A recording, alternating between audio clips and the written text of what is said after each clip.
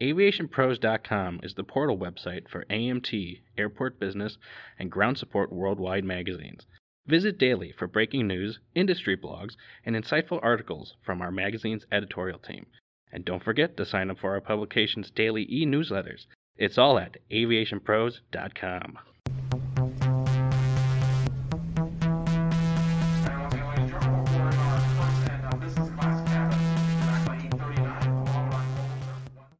Hello, everyone, and welcome to another edition of the Aviation Pros podcast. I'm Joe Petrie, Editorial Director for the Endeavor Aviation Group. It isn't a stretch to say the Kansas City Department of Aviation has seen the most substantial change in the North American aviation market in 2023. From opening its new terminal to start the year, it now has a new director at its helm to lead the department into the future. Melissa Cooper was appointed to the director position in November. While she's no stranger to the department, she brings a new perspective as the first female director of the Kansas City Department of Aviation's history. I recently caught up with Melissa to talk about the promotion and where she sees Kansas City going now that the terminal project is done. All right, Melissa. Well, thank you very much for speaking with me today. Again, congratulations on the recent promotion. So tell us first off a little about yourself. Tell us a little bit about the journey you had professionally into this role leading the Kansas City Department of Aviation. Well, that's a great question. I have always kind of had a desire to be in the aviation field. I can definitely say it wasn't an airport management that I was seeking.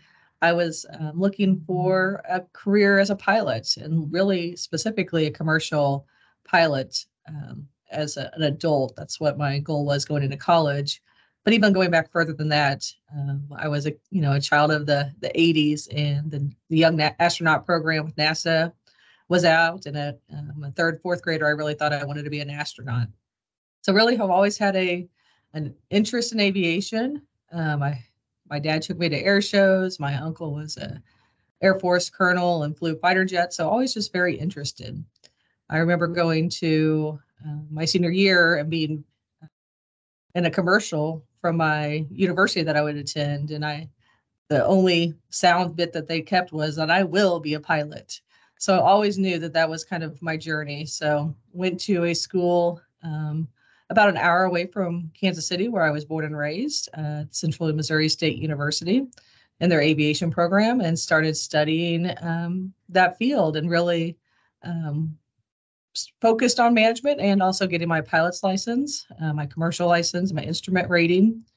When I graduated in December of 97, that was the time where you opened up the one ads, and there was a listing under aviation in the entire Kansas City Star. And so I went and applied and interviewed and received a job at Vanguard Airlines as a customer service agent. So if you can think of the most entry-level position you could ever get in the aviation field, that's where I started. I worked at Vanguard Airlines for 3 years, probably about 4.5 years. It was a small air carrier, and had a lot of opportunities to promote up and meet a lot of great people and really get my foot in the door of the industry as I was continuing to work on my my commercial license. As I was in that process, as I was actually doing my check ride for my commercial rating, I had an opportunity to also be at the Executive Beechcraft, which was a fixed space operator at the Charles B. Wheeler Downtown Airport. And that's where I got introduced to the general aviation side and the business aviation side of the world. So found out quickly that although I loved the industry, loved the people, loved the careers, that I didn't want to fly, and really changed my hat and focus into management. Every role I've had, every person I've met has really kind of helped guide that way as I went from some entry-level positions. I went to a contractor with the Federal Aviation Administration with runway safety. In 2006, had my first job as an airport in the airport world as an assistant airport manager at the downtown airport of Kansas City. And from there on, have just kind of followed that department path, and till last month when I was announced aviation director. And it's exciting that you're able to keep within one ecosystem and one region of the country with your career. But not only that, but it's pretty impressive that you've been a couple of firsts in that time. I mean, you were the first female airport manager for Wheeler, and now the first female head for the department. I mean, that's got to be pretty exciting. I think for me, it's less exciting as much as just kind of how it's been throughout my career. Even as a student, I never had a class where I was the only female, but there was many classes I was one of two throughout my entire schooling. So being a female has kind of just been part of my journey as far as being the only one. And looking back, once I got into the airport world, I think I've been the only or first female to have that role in every position, from the assistant airport manager to the director of field maintenance manager. I mean, all of the things that I've done, typically I was the only female to do it the first, and then often led by or followed by others who are in my footsteps. So really glad to be a leader and kind of trendsetter for the females in our industry, and spend a lot of time mentoring and talking to them and empowering them to be the best of themselves. And it's also interesting too, coming from that same ecosystem, you've had a pretty extensive hand, especially in the transformation of Kansas City International Airport as well, and your work with the properties of commercial development with the new terminal. Tell me, now that you're the director, how do you want to see this facility continue to grow and the efforts you worked on evolve? It was very exciting. For the last 2 years, I've had a firsthand seat at the $1.5 billion on time, on budget terminal project that was transformational to the city. Prior to that, I was the downtown airport manager and really wasn't involved in the process very much. So to step in and to see it really go from the conceptual and the fights to get construction started to seeing the challenges of getting a facility opened. And we have an excellent team, and just really trying to be our best selves and challenge our leadership team to be better than the day before, strive to make improvements, looking for a frictionless experience for our passengers, never settling for good enough, and moving forward. So really setting expectations, accountability, having buy-in is really part of the process, and to know the team and know their strengths and weaknesses, and really encourage the fact that they were such a part of bringing this to Kansas City. It's going to make my job pretty easy. Absolutely. It's always great to start off with a new terminal to begin things. And, considering that, so what are some of the biggest challenges that the department's facing now that you're past such a monumental project? Well, we had this project that was going on for about 9 years. Started with a completely different leadership team that is leaving. We have very few people who have been there for their duration. And so really understanding the past decisions and moving forward on developing better ideas and better thoughts, and taking the conceptual into the reality are one of our largest. So we have some institutional knowledge, but we're also finding workforce. I think it's not just a airport problem, but it's a community world problem. We're just finding the right people that have the attitude and aptitude to work hard and do the right thing. So we continue to try to recruit, we try to retain, try to get buy-in and empower our people to be a part of the value system and really do the best. So we're working on some of those issues. And then also we continue to learn. We were in a facility for 52 years and we did things one way, and learning that how the new system, a much bigger facility, a much newer technology, advanced technology, the latest and greatest of all the things, how to make that work. And so a focus on upkeep and maintenance and custodial efforts on this brand new facility. And going forward, I know there's a lot of new technology that was part of the facility. How do you see these new innovative things that are coming onto the market now continuing to help enhance operations in the new airport going forward? Well, I think over the last 10 years, we've seen such a embrace of technology by all. And although COVID didn't have a lot of wins, I think there were some things that happened as a result specifically technology that everyone had to become embracing.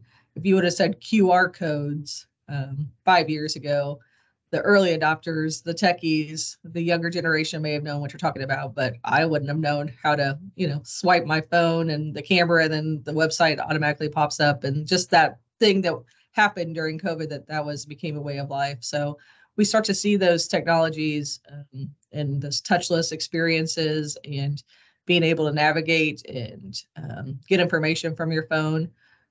One example is we had some struggles with the arrivals curb and getting people to know where the cell phone lot is, and that you can't sit on our new curb, you got to keep moving. And now we can hand them a code with a QR code that they quickly can access. It gives them directions to the cell phone lot that would not have worked 4 or 5 years ago. Amazing to see these kinds of practice and how they move forward. And, I know that sustainability is, of course, a big challenge in the aviation industry as a whole. The new terminal is flush with a lot of sustainability efforts. That was definitely put first and foremost as far as developing this new facility. Tell me, what are some of the areas that the department is looking to help increase its sustainability further going on? I think sustainability becomes a standard. As you said, it was one of our priorities for this terminal, and we are a LEED Gold certified terminal.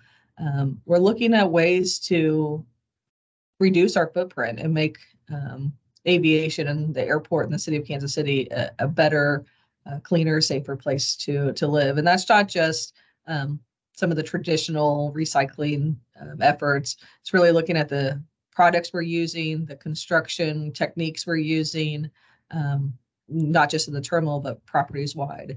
And so we're working on, as part of our leadership team, our environmental manager had retired. And so looking at that position and really making that more from an environmental manager doing the things that they've always done to a sustainability leader, and bringing us along to the industry standards and leaving no carbon footprint moving forward. So it's the goals that we have coming forward, and full embrace by the department. Mm-hmm. And of course, what would be an airport without economic development and its crucial role within the community as a whole?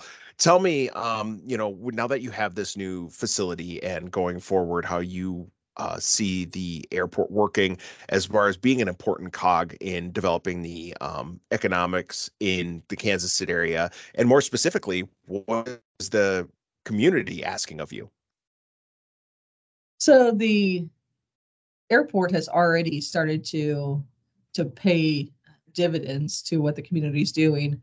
We've already heard 2 months after we opened, we had the NFL draft. We know that we would never have had that experience for the city of Kansas City in our region had we not been in the middle of that airport project.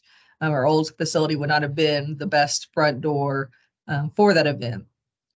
We know that is why in 2026, Kansas City was on the selection list for the World Cup event coming through our nation. So we see that. We see air carriers who have started to expand their service, who make this a place where they can connect with people. Prior to, it was really only originating passengers coming and going from Kansas City. We're seeing lots and lots of different industries who are using Kansas City to have their conferences and their annual seminars, because it is a great place to be. We have a great new airport. So it's really just a partnership with the community that we can be a front door for our region and give them great air carrier service, great concessions opportunities, a great space to be, and be that welcoming location for our community. So it's going to be something that continues to grow, and we're pretty excited. Mm-hmm. And I'm hoping, and it's almost a promise to myself, this is the first time or the last time I use pandemic whenever I have to talk to somebody in this industry, because we're a couple of years out, but it still rears its head. And I think we're at that point now where we can specifically say, look to the future, that post-pandemic world. Tell me, now that we see this new era and the aviation world, what it's looking at, what are your strategies to continue growing the department going forward? I think we will all be touched by this pandemic and forever. And we in the aviation industry, we have every 20 years something that really changes our industry. And there's some things that we were quicker to recover from. This one took a longer. The industry has recovered. The industry from the airport side has seen growth. They say pre-pandemic numbers. We're looking at growth in the 2000 prior to 2001 numbers. So we're seeing that recovery. I think a impact that COVID has made on a non-traditional way is really the impact it has made to the business aviation world and the explosion that's happened with the growth of new aircraft ownership, people utilizing fractional owners, charter companies. So we're seeing great growth at our downtown airport as we also continue to grow and recover from the air carrier airports. So we'll see things. We see people expect cleanliness. They don't want to touch things. They want us to be utilizing technology to work smarter, not harder.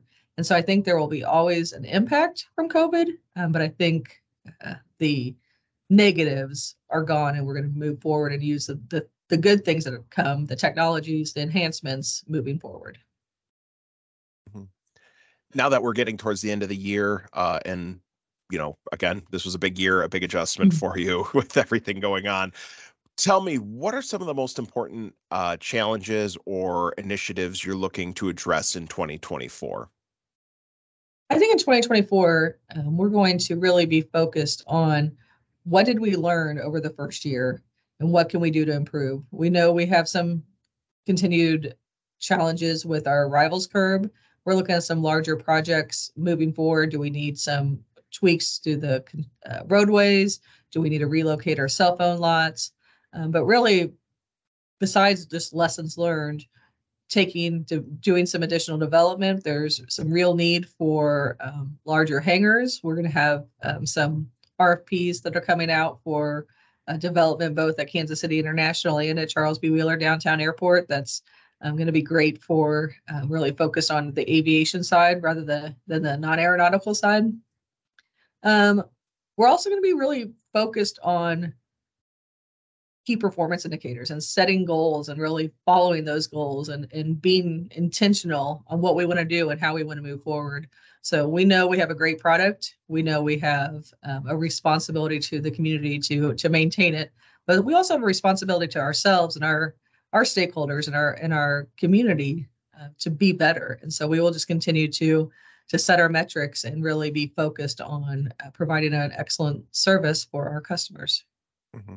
And my last question for you today, they're looking to next year and beyond. Tell me, where do you want to see the Kansas City Aviation Department 5 years from now? So Kansas City Aviation Department, I want to see the employees continue to be given the opportunities to learn, to understand the industry, to be leaders in the industry. I want Kansas City Airport to be a place where our professionals in the aviation airport world want to come and work. I want to be focused on increasing diversity in our workforce, diversity in the companies that we're utilizing. I want to be leading the industry in how we do business. And when people look out and say, how do you do X well? And they come and they think of what we're doing and really become the model for the industry. We're already seeing that immediately with this brand new state-of-the-art facility. We've probably hosted up to 10 different airports who are looking at projects and coming to do lessons and learn and what went well and what can be improved so similar mistakes aren't made. So we're been super happy to be that support system for our industry, our peers. But we want to continue to do that in all aspects, not just the newest bright, shiny terminal, but how we do business. And so we'll continue to look at economic growth opportunities and continue to build that portfolio and to be a trendsetter for our industry. Fantastic. Well, Melissa, thank you very much for your time today. Really appreciate it. And I cannot wait to see and hear more of the success coming out of Kansas City over the coming years. Thank you, Joe. I appreciate you. Have a great day. Thanks for listening to today's podcast. To hear more from the leading minds in aviation, make sure to subscribe to the Aviation Pros podcast. And don't forget to subscribe to the Airport Business Daily newsletter for all the latest information on airport technology and development. I'm Joe Petrie. We'll catch you next time.